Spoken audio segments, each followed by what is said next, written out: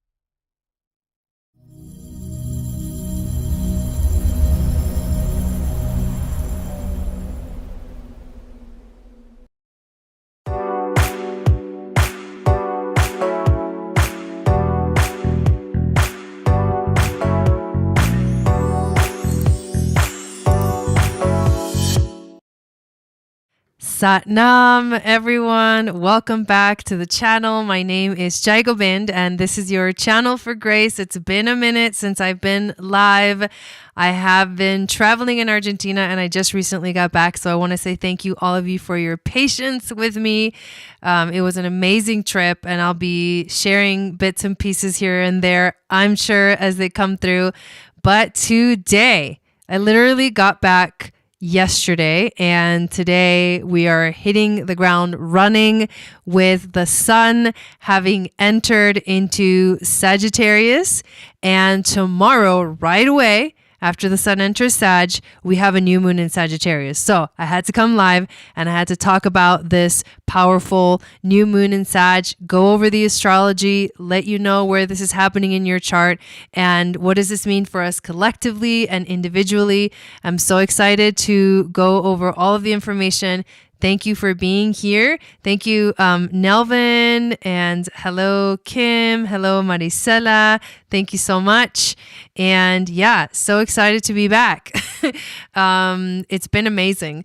So what we're going to do today is, before we actually hop into the astrology, I do want to invite you all to please subscribe to the channel. If you are new, if you like the content, please hit the notification bell so you get notified of when I go live and when I upload videos. Also, make sure that you download my free moon astrology guide, which is going to give you, tell you what your psychic gifts are based off of your moon sign. It's going to enter you into my email list, and then you will get a weekly moon magic report. Thank you, Kim. I am so happy to be back. Hello, Alive Thrive. Greetings from Florida. Welcome in. Yes, so that was my little intro. I am going to be having a Black Friday sale for my Etsy shop, which includes the serpent headpieces, the necklaces, the earrings, basically everything in the shop. This Friday through Monday is going to be 50% off of everything in the store. So I know that's crazy. That's a huge sale, but I'm freaking up for it, and I'm so excited. And I do want to say thank you to all of you. I'm so grateful for all of your support with this channel, with this community. I am forever grateful. Also, this new moon basically ends the eclipse cycle that we just went through that was so intense. So we just finished Scorpio season, and I'm sure it was one hell of a Scorpio season for you guys too. I went through some crazy, powerful experiences, and I am still integrating. It's going to take me a long time to integrate everything, but it was a beautiful experience in Argentina, and I can't wait to share with you that experience. I may do like maybe a broadcast where I just talk about it, but actually, if you're in the Starseed membership, when we have our live event, our group Zoom, I'll share my experience. I'll tell you guys all about it, and we get to see each other face to face. That's one thing that I'm really excited about for the future and for this new year that's coming up is the community. And I am building a new platform for us for the Starseed membership, for everything, for like all of our social media needs. And it's all going to be in one place, which is super, super exciting. We'll be able to communicate with each other, like private messaging within this community. I'll be able to go live within this community, and it does have an app. So everyone will get to download the app and integrate and communicate directly through there. And that's one of my biggest goals for 2023 is to build this beautiful community. So if you're in the membership, you get access to some pretty awesome stuff.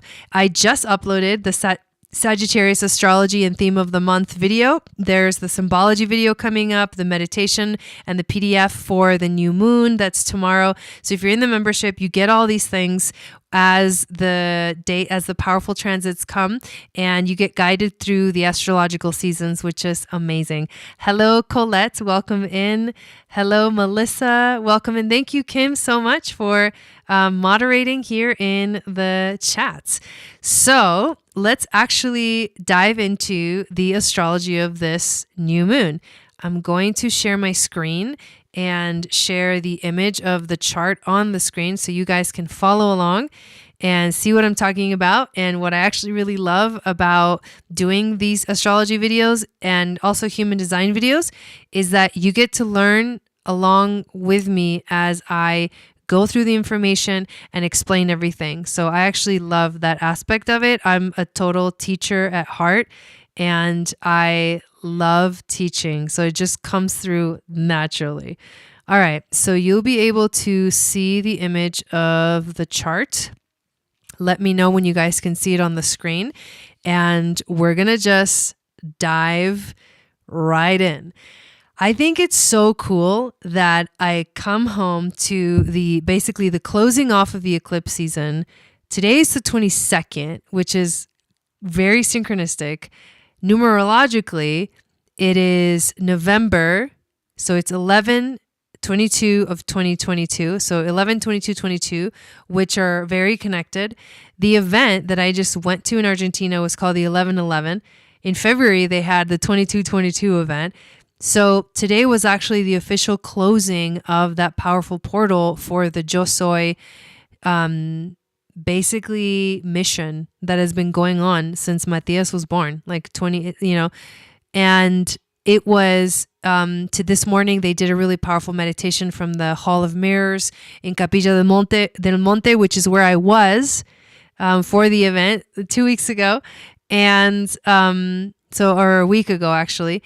And they were closing off the energy and activating basically the crystals that we activated in the event together were taken to the different nodes of the planet, to the 12 nodes of the planet, of the icosahedron. And this is literal actual locations on the planet. And today they were all seeded, meaning they were literally planted, like dropped in the ocean. These crystals have been charged with the information, and they are meant to activate the web of the planet. So mission accomplished, right? I mean, such powerful messages have been coming through for everyone. And this is so significant that the crystals are being seeded on the day the sun enters Sagittarius, which is mutable fire, which is an expansion, an integration, and a moment of education, of higher knowledge, higher wisdom coming through. The guru, like speaking to the guru, speaking to the teacher. And guru actually means from darkness to light. And Sagittarius is all about coming out of the dark night of the soul of Scorpio and rising from the ashes as the phoenix, the firebird. So how the symbolism of everything going on right now is just amazing. And the eclipse season closes with this new moon in Sagittarius. So this new moon in Sagittarius, as you can see on the screen, it's happening at 1 degree of Sag, 1 degree, 37 minutes. The sun and the moon are together. That's how you know it is a new moon, is when the sun and the moon are conjunct. One little detail here that's important to remember, it's that right now, so today there is a dark moon.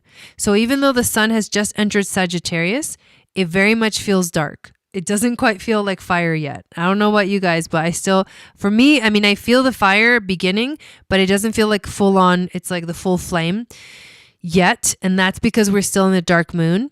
And it's in Scorpio. The dark moon is in Scorpio. So the minute the moon enters Sag, boom, right there is like this activation, this like fire, mutable fire activation. So it's happening at 1 degree, 37 minutes of Sagittarius. In general, a new moon in Sag is about celebrating freedom, exploration, new beginnings, growth, education, expanding your horizons, spiritual integration, gaining and receiving wisdom. I mean, that's a lot, but that's the power of Sagittarius. This is the perfect moon to set an intention for a new adventure in your life. We're launching. So this November 22nd, 22, 11/22/22 portal is launching us into a new adventure for freedom, for independence, for ourselves individually, but then all of us collectively, for something that takes you beyond the edge to discover something you've never seen before. We have to trust and take that leap of faith. So are you ready to take that leap of faith?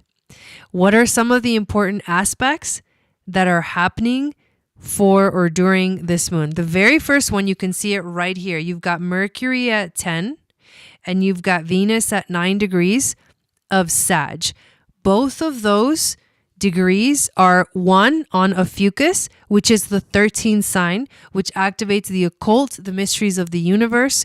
Those energies are right there with Venus, the planet of relationships, and Mercury, the planet of communication and the mind and speaking your truth and sharing your voice. So the activation here is also on Anteres. Anteres is the fixed star found in the heart of the Scorpion constellation. So this is an Anteres portal. And there's another fixed star that we're going to talk about that is at 1 degrees of Sag that is also significant. But the Antares energy is sort of the integration of the eclipse season. It's the integration of the Scorpio season, and everything that showed up for you, everything that you've experienced, everything that you moved through Scorpio season is finding this sort of completion, and yet a new beginning here, a powerful integration where we get to rise as the phoenix from the heart of the Scorpion. It's fully going within. We've gone within. We've seen ourselves. We've seen the truth, which is Scorpio. And now we bring it out. We bring it to the light. We activate it with the element of fire, mutable fire. And we activate our wings. It really is the phoenix. We really are that bird that is now ready to fly and go explore and be free from all of the heaviness that Scorpio brings. So this is an Antares portal because Venus and Mercury are exactly on the heart of the Scorpion. And this is a stellium in Sag because you've got the sun, the moon, Venus, and Mercury all in the sign of Sagittarius. Another significant thing that is happening is that this moon is technically making a trine to Jupiter. This is significant. Jupiter is the ruler of this moon because he rules the sign of Sagittarius. So whatever Jupiter is doing during this new moon is very significant.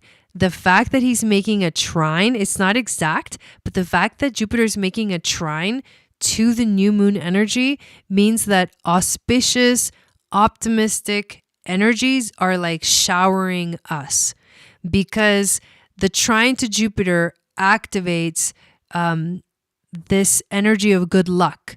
It activates this energy of prosperity, of everything that you touch turns to gold, kind of a thing. Jupiter is the ruler of this moon, which brings in expansion as the biggest planet, expansion, growth, good luck, optimism. It's a very auspicious, hello Melissa, welcome in, auspicious frequency. Jupiter will majorly expand exciting new beginnings. So whatever this moon brings for you, whatever your intention is, Jupiter will make sure that it comes true. Jupiter will turn it into gold. So what are you going to set an intention for? How are you wanting to free yourself? This is the beauty of this moon. It's a powerful release, but it's a rising from the ashes. Thank you, Kim. And it's the perfect moon to set an intention for a new and an exciting adventure. What are you ready to go explore? What new worlds are you ready to go discover? What new worlds are you ready to go explore? I just finished the video for Sag season for the membership, the Starseed membership, and I talked about how the Sagittarius season is a quantum leap. It's the opportunity to take a quantum leap because of a fucus and because of all of these powerful stargates that are found within Sag, which is Anteres, the heart of the scorpion, the great attractor, the galactic center, and a fucus itself, which spans quite a few degrees of Sag. So very, very exciting. Some other aspects that are going on are Mars is making a square to Neptune. That can feel confusing. That can feel a little bit confusing. The energy that this brings is frustration because it's unclear about where exactly to direct our action. So finding clarity is the most important thing. The trine from Mars to Saturn is going to help with that, because Saturn says, let me help you organize yourself. Let me help direct you towards the direction of success. Let me help you organize yourself so that you have a goal and you're moving forward towards that goal. And of course, we can't forget about the square from Saturn to Uranus, which has been going on for a while, which is creating quite a bit of unpredictable change and shifting that feels super uncomfortable, but at the same time is necessary because the world is changing and everything needs to change. Here's a question in the chats. Silly question. If we go through these same zodiac signs each year, why does this year feel so much stronger and more energetic? If that makes sense, is it just because I'm more aware of it? So we go through these seasons every year. However, the aspects that are going on during the seasons are different. So you don't have the same Sagittarius season every year. It's going to feel very different every year because like next year, we're not going to have Mercury and Venus on Anteres on this new moon in Sag, and et cetera, et cetera. There are certain planets that are retrograde, certain planets are direct. The energies, the combination of everything is very different every year. So the main sort of grounding cord is the sun, which goes through each sign 30 days, 30 days, 30 days. But the themes and what shows up is very individual and to each planet, because all the planets are different. They're on different times. It's like the planets are living on different time zones, and they sometimes they catch up with each other. Sometimes they oppose each other. Sometimes they're closer, they're far away. Sometimes they're in the same sign. And that's all. It's like a clock that has all these different arrows, and all the planets are arrows. And it's going to be, the sun is like, it's always going to be 12 o'clock, but all these other planets are going to be in different places. So it's going to feel very, very different depending on the aspects that happen during that year. So you don't technically have the same thing every year. That's why it's so different. But that's actually a really good question. Thank you for asking that. Okay, so here's what I want to talk about. I want to talk about 1 degree of Sagittarius, because at 1 degree of Sag is this star. This is the starseed energy that's also activating this new moon, adding onto the Anteres portal, which Mercury and Venus are on at 9 degrees. So this star at 1 degree of Sagittarius is called Corniforus, or Beta Hercules. So it's on the Hercules constellation, okay? It is a luminous yellow giant star located in the constellation Hercules. With an apparent magnitude of 2.81, it is the brightest star in the constellation. It is part of a binary system located at a distance of 139 light years from Earth. At 1 degree, 5 minutes of Sag, Corniforus, it is the fixity of purpose, the strength of character, the ardent nature and dangerous passions. The neutral frequency of the star is the planet Mercury. It is a neutral energy and it's connected to the planet Mercury. Now, why is this significant? Because it is Hercules. And Hercules was the sun. Let me know if you guys can still hear me, because I see my connection might be getting a little bit funky. However, so Hercules was the son of Zeus. Who is Zeus? Zeus is Jupiter. Zeus was king of the gods, and the mortal woman, Alcmene, Alcmene, something like that. Anyways, please make sure you tell me in the chat if you guys can still at least hear me. That's important. So Hercules is basically the son of Zeus, which is the son of Jupiter. With this moon being ruled by Jupiter and his sun being on the new moon, it's actually pretty powerfully significant. I'm not getting anyone responding in the chat. So are you guys able to hear me and see me?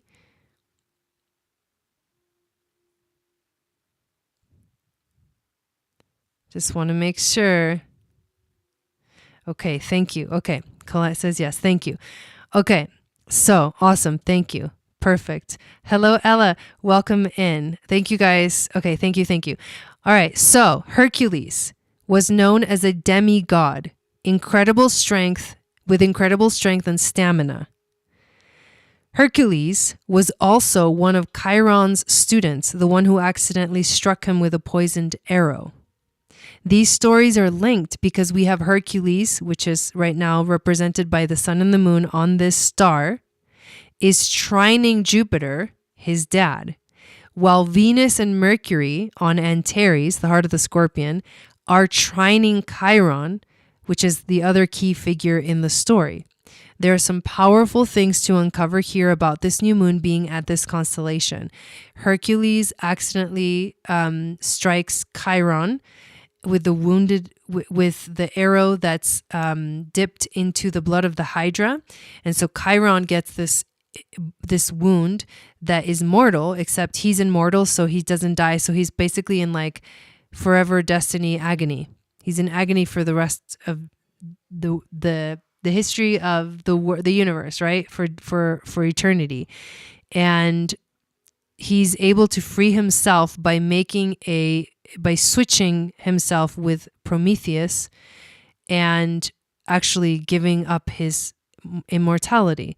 And he makes that deal with Jupiter, which is Hercules' dad.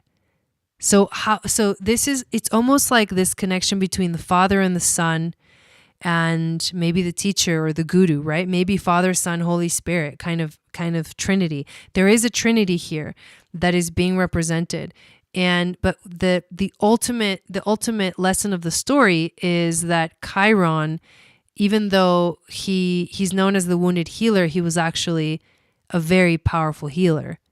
And he freed himself by accepting and releasing his immortality, meaning that he understood the laws, he surrendered to the laws of the universe, which basically guide us through the 4 seasons or the 4 energies, which is expression, experimentation, integration, and transcendence, which is death, life, birth, life, death, and then rebirth. So those themes are hidden within this new moon. Birth, life, death, and rebirth. It's all connected. It's all connected. And there's a powerful also healing the divine masculine, right? Because all of these figures are masculine, right? It's the father, the son, and the teacher, Chiron. They're all males. They're all that hold that masculine frequency of strength. So the new moon, because it's on Hercules, is about finding our strength, finding our purpose, being active, having strong desires. And from that strength and from that desire will grow through our passion, our fire. Our fire will grow. And that's how beautiful of a message this new moon is. As we end Scorpio season, we begin a new journey of expansion of our soul. It's a soul frequency. To the ancient Atlanteans, Sagittarius energy rules the throat chakra and the endocrine system, which in general is basically all of the chakras. So it's a spiritual activation. It's a Kundalini activation. It's the channel, the Sushumna channel that starts from the root, to the crown, from the base chakra all the way to above the head. All 12 chakras, not just the major 7, but all 12 chakras are activated because and it affects the endocrine system, which is all of the glands that are connected and aligned with all of the chakras. That's why it's a spiritual energy. It has to do with the spine, right? The Kundalini, the snake that rises up, which is the symbol of spiritual activation, ascension, etc., etc. So look at all of these different ways that this moon is speaking to us. And we've just covered the stars.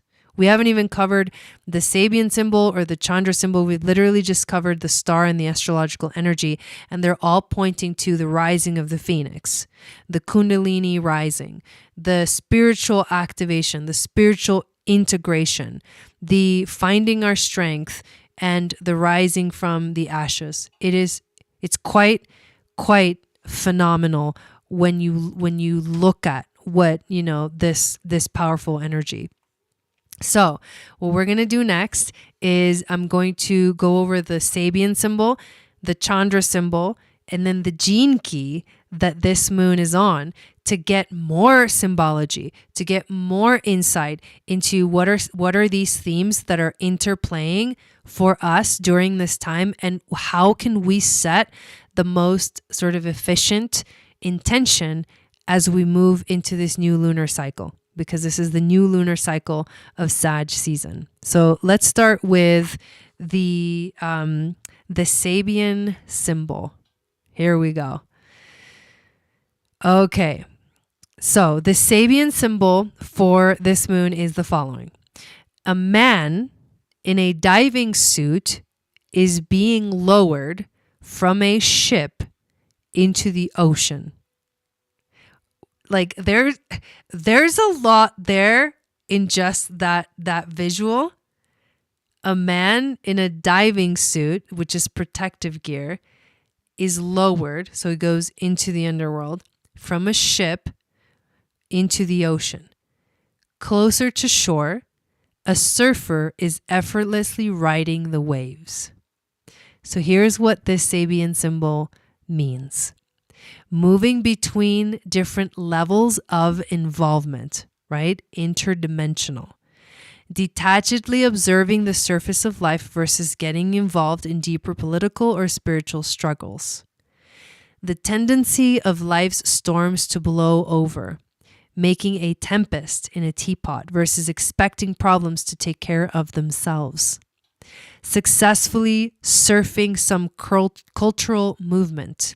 The eventual failure of movements that are out of sync with broader flows of spiritual energy, alternating tides of progress and regression, exploring the multi-leveled nature of reality. All of this speaks to like multi-dimensional frequencies being activated right now. This is the degree of Sag that this moon is in.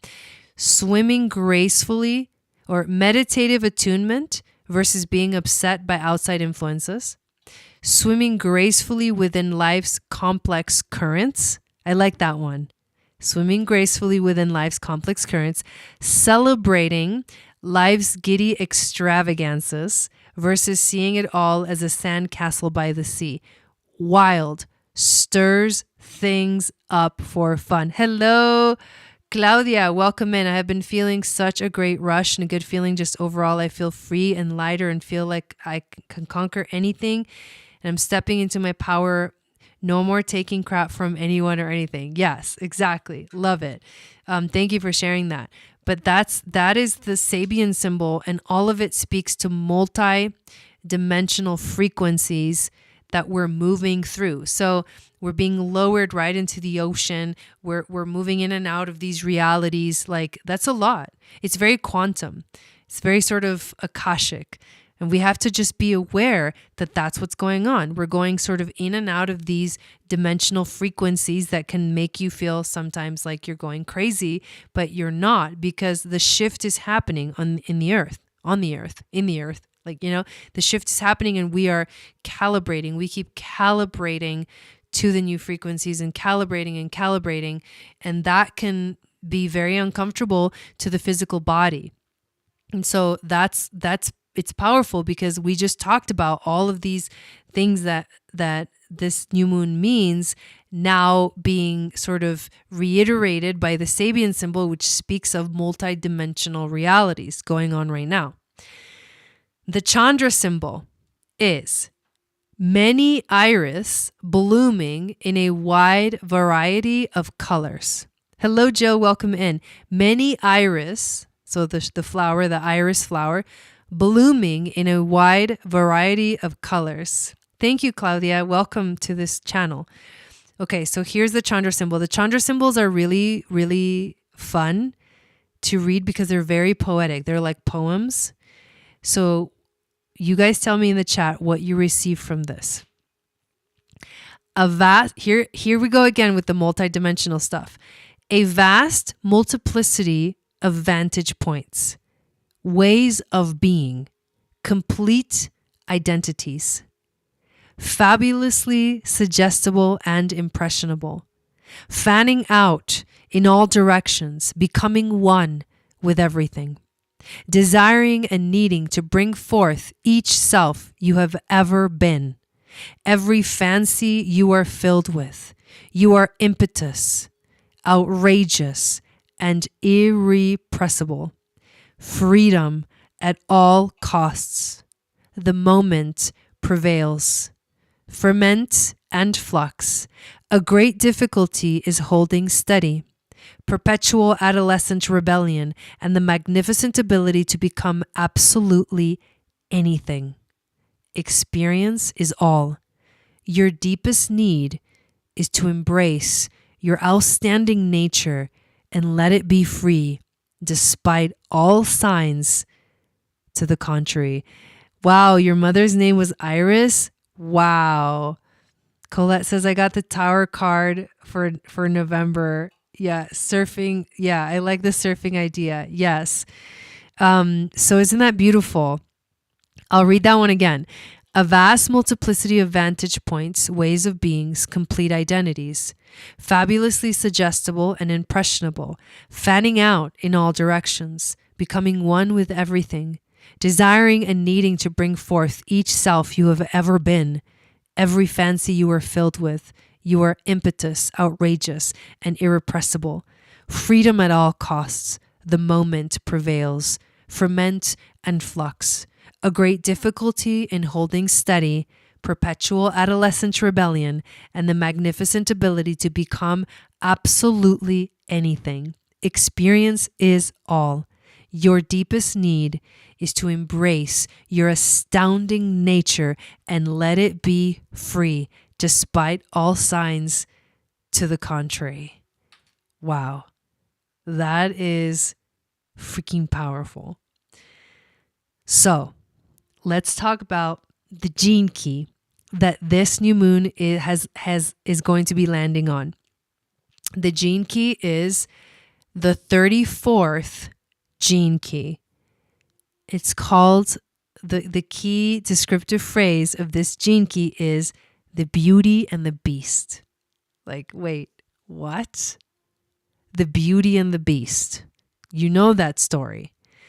This 34th gene key moves from the shadow of force, forcing things to happen, to the gift of strength.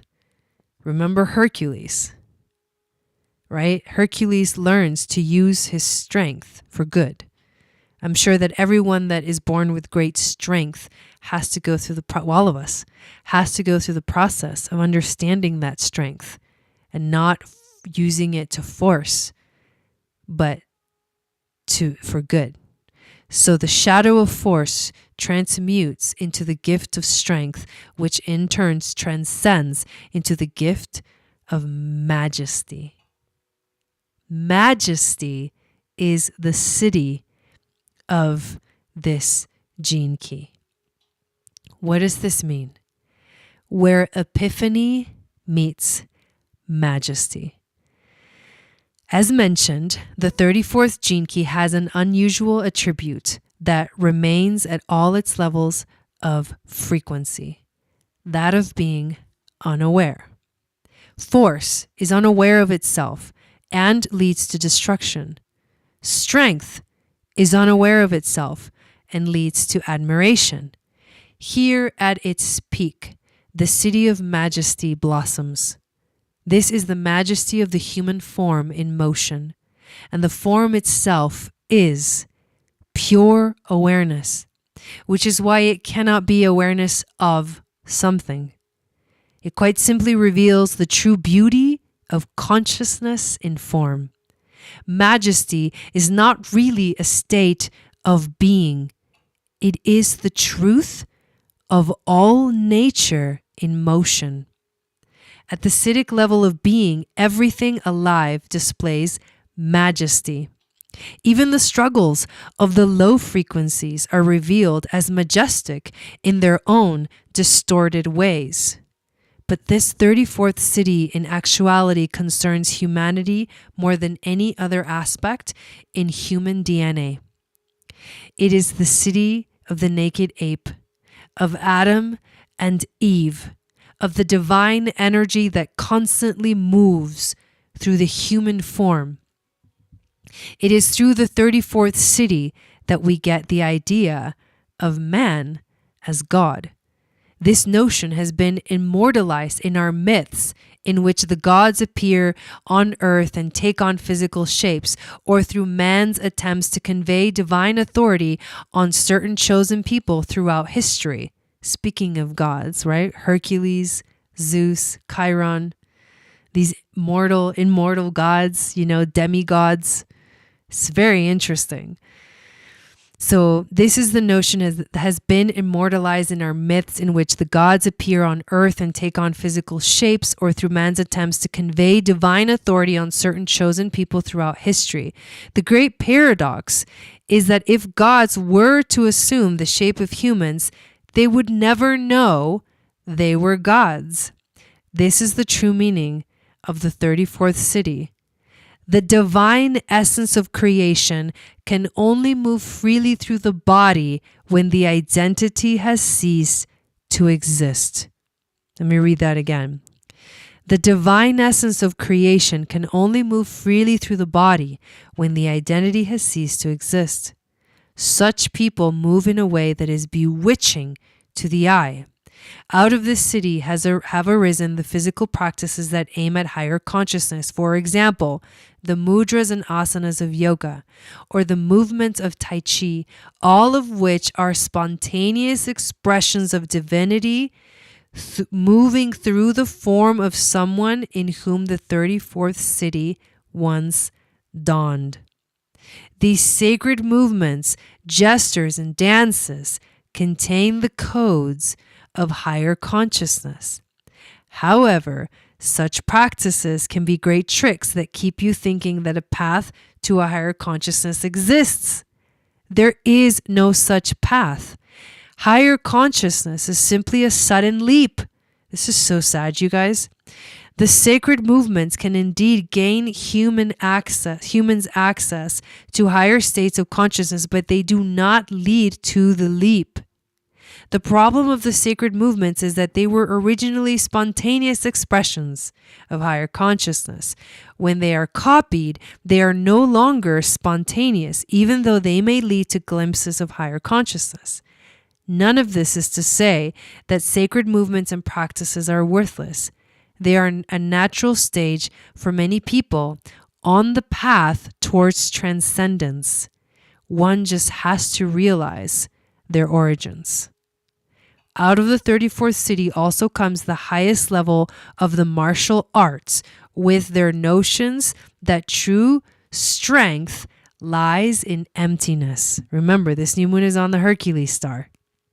True strength lies in emptiness. The highest art of Qi Kong, for example, is known as empty force, in which the practitioner has dissolved all semblance of identity and has become a conduit for the intelligence of life itself.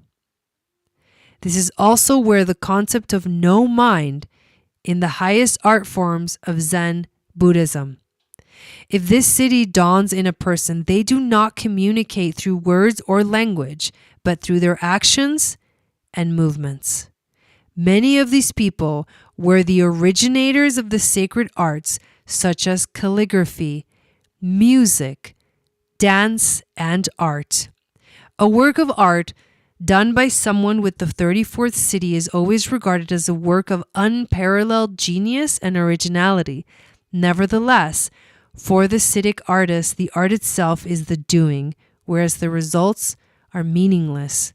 This truth is beautifully symbolized by Tibetan sand art, where incredibly intricate mandalas are created over months and when finished are left in the open wind to be blown away in a matter of hours. The 34th city contains another great secret concerning awakening. And this is about, pause right here. This is about the awakening of coming out of Scorpio season into Sag. For us, this specific moment is what this is about. Through its genetic connection to its programming partner, the 20th city of presence, the 34th city requires that an individual transcend their genetic fear of survival by bringing their presence fully into every moment.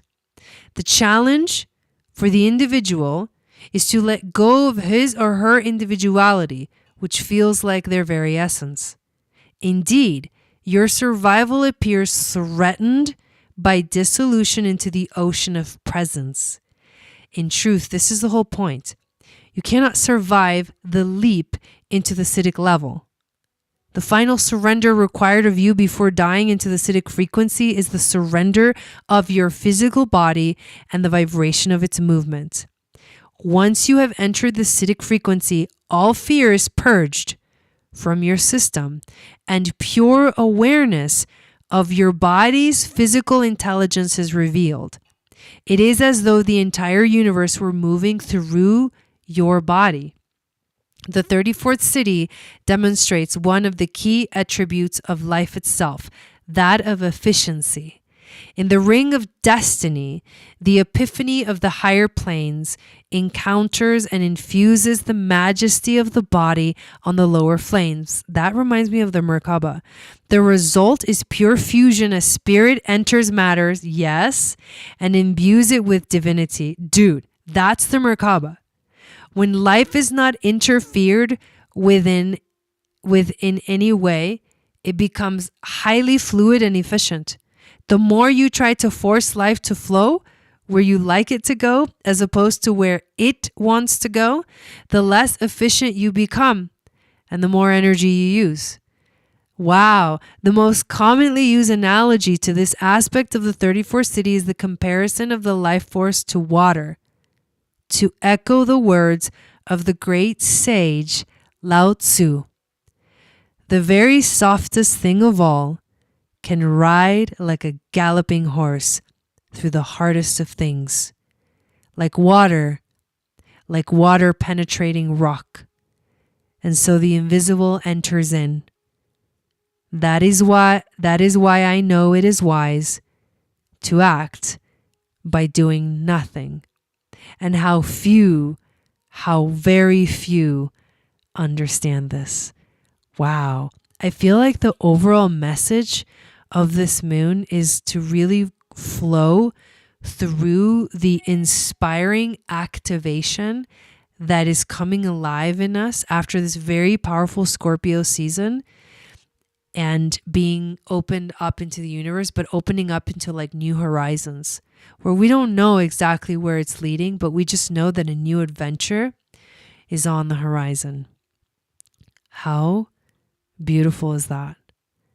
So where is this moon, this new moon, actually happening in your chart? Let's go through all of the signs. So Aries, Sun, Moon, Venus, and rising. And let me know in the chat if you are one of these signs. So Aries, this is the moon, the new moon in your 9th house of spiritual integration. So this new moon is a really good time to set an intention for a new journey to integrate everything that you have just experienced, everything that has happened, eclipse season, all of that, the last 30 days, the last 6 months even. It is about spiritually integrating it. So set an intention to spiritually integrate. That must be why I feel taller lately. Oh my God, that's funny. Definitely, I can feel it coming, and I agree. I have no idea where it's taking me, but I can feel it and I'm excited. Me too. Same. Taurus, Sun, Moon, Venus, and rising. This is a new moon in the 8th house of death, change, and transformation. So set an intention on this new moon for how you want to transform, for what you want to change in your life, for how you want to shift, for how you want to rise like the phoenix, renewed, completely new from the ashes. Gemini, Sun, Moon, Venus, and rising. You guys are having a 7th house transit. New moon in the 7th house of relationships. Set an intention for how you want to transform and thrive and spiritually integrate and connect within your relationships. This is what you should focus on at this time. Cancer, Sun, Moon, Venus, and rising. You guys are having a 6th house transit. So your job is to set an intention to be more present, to be in the moment, to really truly move with that beautiful flow. Fully in the present is your mantra for this new moon. Leo, Sun, Moon, Venus, and rising. 5th house, creativity. Activate your creativity. Activate your passion. Let your passion be your guide forward on a new adventure. This is a new adventure of you expressing your creativity. Virgo, Sun, Moon, Venus, and rising. 4th house. 4th house of the home and the family. So it's a new adventure. You're learning new things. You're experiencing new things. And it all has to do with home and family. So this can be a place that feels a little bit wild and scary. But are you open? Set an intention for how you want, what you are willing to free yourself of. And how are you willing to, enjoy this freedom within your family. Libra, Sun, Moon, Venus, and rising. You guys are having the 3rd house transit, which is all about communication. So your intention needs to be what's the new way, the truthful way, the real, the honest, the expansive new way that I want to speak my truth. How are you speaking your truth? This is an intention to speak your truth and to ask yourself, how am I willing to speak my truth in a way that I haven't yet? What am I afraid of? And how can I release that fear, burn through that fear, and free my voice?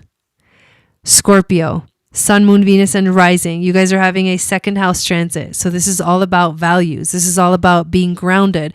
And it's all about finding your self-esteem, finding your inner strength as well. So set an intention to find your strength. Set an intention to find your value, to know where you stand, to know who you are. And from this place, you will find beautiful and powerful growth and expansion and prosperity, which is the beautiful part. Sagittarius, Sun, Moon, Venus, and Rising, this is a first house transit. So this is about you. The transformation, the activation, the intention that you should set is about how can I free myself? Where am I? Where can I be free? Which direction is freedom for me? And when you find it, you set yourself free and you move forward and you let go and nothing else matters but your true freedom to be who you are. Capricorn, Sun, Moon, Venus, and Rising, 12th house. This is a very spiritual and divine frequency. The 12th house is the house of spirituality. So this is an intention for a new adventure to discover maybe your faith again, to rediscover your faith, to rediscover your optimism, to find yourself again through the magical and mystical world of the divine. Aquarius, Sun, Moon, Venus, and Rising, 11th house. This is about activating your friendships. This is about knowing your network, your web of people. You are standing in one space, but there's a web all around you, and you're connected to so many different people. Who are these people? What is it that you're attracting in your life? How are you connecting the dots? How are you connecting the dots in your life? Where do the dots go? The links that you're connected to have everything to do with your vibration and your frequency. So if you change your vibration, if you change your frequency, you will change the frequency of the connections within the network that is expanding from you outwards. It's an intention to set about how am I vibrating? And how is this calling in the people that are showing up in my life? Pisces, Sun, Moon, Venus, and Rising, 10th house. Career, life path, purpose, mission. Your intention to set is, where do I want to go from here? How do I want to show up for the world? How do I want to rise from the ashes with a renewed sense of self and truth and knowledge and knowing and wisdom? And how can I direct this towards my destiny? How can I realign my path so that I'm moving towards my destiny? So powerful, powerful, powerful messages today. Thank you guys so much for hanging out with me tonight. It's really, really, it feels really, really good to be back. I love doing these broadcasts. We're back to our regular schedule. I'm going to be back tomorrow. We have the ceremony, so make sure to show up for that. Make sure to subscribe to the channel if you're new. Thank you for stopping by. If you enjoy the content, we'd love to have you be a part of this community. Check out all the links below, which give you the descriptions of everything that I offer: astrology readings, membership, all of that stuff. And remember that this Friday, my Etsy store, everything in my online shop is going to be 50% off for the Black Friday sale from Friday through Monday. Everything, the serpent head pieces, the necklaces, the earrings, the bracelets, the essential oil blends and the sprays, everything is going to be 50% off. So for 4 days, you have an opportunity to get that thing that you really wanted at 50% off, which is insane. I can't even believe I'm doing it, but I had the vision and I just go with it. That's how I do it. So on Friday, make sure you check out the shop. Also, if you're not on my email list, get on my email list. Download the Free Moon Astrology Guide, which is below in the description, or go to my website, channelforgrace.guru, sign up for the newsletter, and you'll get the notifications of when these powerful or these events are coming up or special things that are going on. You'll be in the loop, and I would obviously love to see you in the membership. So I'll be back tomorrow for our new moon in Sagittarius ceremony. And also I want to do the human design reading. So about an hour or an hour and a half before the ceremony, I'm going to go live and do the human design reading so we can get even more insight through the lens of human design about this new moon. All of it together is going to give us this really beautiful overall picture. Thank you so much. Happy Sagittarius season. Happy new moon in Sag. And I will see you all again tomorrow.